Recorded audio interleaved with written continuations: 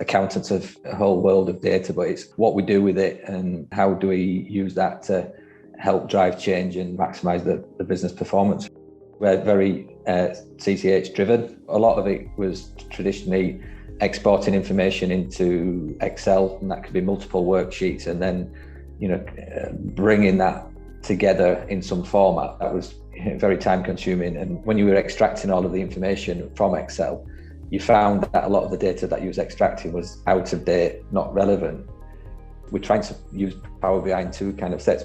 One for the day-to-day set of reporting that people could just pull upon and work with, but then also use that for the set of management and KPIs. So basically try to make it self-service. We've opened it up to some of the directors and managers, and obviously they jumping on to it now to be able to give their teams the transparency on the information that will hopefully help drive the performance. It's the information that everybody's really been wanting to see. By building a set of KPIs or management information that the teams and managers can talk about in the teams meetings, etc., and it's bringing that interactive with our clients. It's helping them to talk around the set of numbers and thinking beyond maybe the traditional KPIs. It's really been well received.